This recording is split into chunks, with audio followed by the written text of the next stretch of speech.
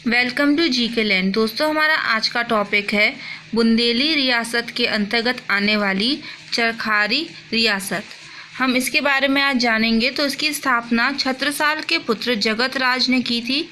जगत राज के बाद खुमान सिंह आए, जो कि 1765 से 1782 तक इन्होंने शासन किया था। और इनके जो पुत्र थे वो थे विजय बहादुर सिंह।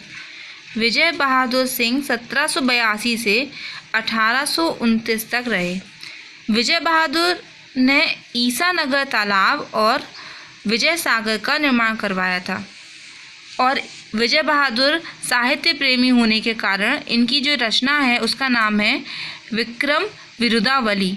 और इन्होंने क्या बनवाया है, तो मौदहा का किला बनवाया है। साथ ही साथ राजकीय अतिथि गृह ताल कोठी का निर्माण करवाया है, जो कि एक झील के ऊपर बनी है, मतलब विजय सागर तालाब के ऊपर बनी हुई है। महाराज विजय बहादुर सिंह के बाद महाराज जय सिंह आए। और महाराज जय सिंह के काल में नौगांव के सहायक पॉलिटिकल एजेंट मिस्टर थॉमसन को चरखारी का प्रबंधक नियुक्त कर दिया गया था। इसकी सुंदरता से मुग्ध होकर ये अपनी चरखारी रियासत की सुंदरता से मुग्ध होकर थॉमसन ने इसी ताल को 1862 ईस्वी से 1866 ईस्वी तक अपना आवास स्थल बनाया था। महाराज जय सिंह के बाद मलखान सिंह, जो कि एक श्रेष्ठ कवि के रूप में जाने गए, इनके बाद सिंहासन पर विराजमान हुए।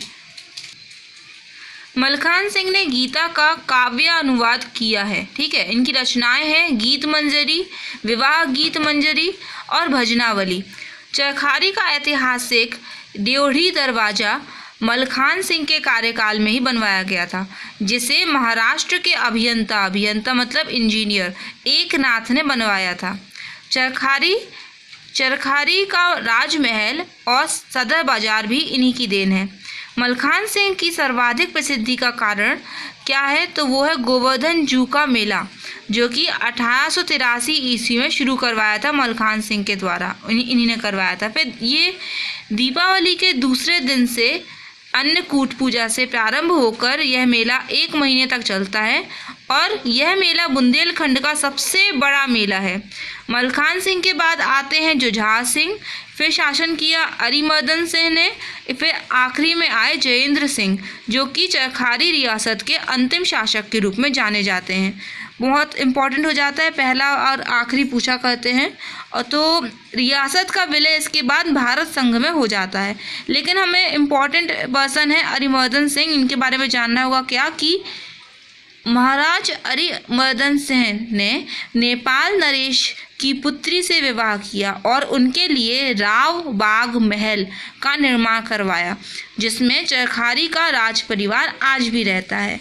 और इस सब इतिहास की जो हमें जानकारी है ये हमें मिलती है आला उदल एवं बुंदेलखंड के इतिहास नामक पुस्तक से। और वो कुछ इस प्रकार है, जैसे कि छत्रसाल जगते शुजू कीरत पृथ्वी मान, विजय बहादुर रतन सिंह, जय सिंह अरु Malkhan. Okay, thank you friends, bye.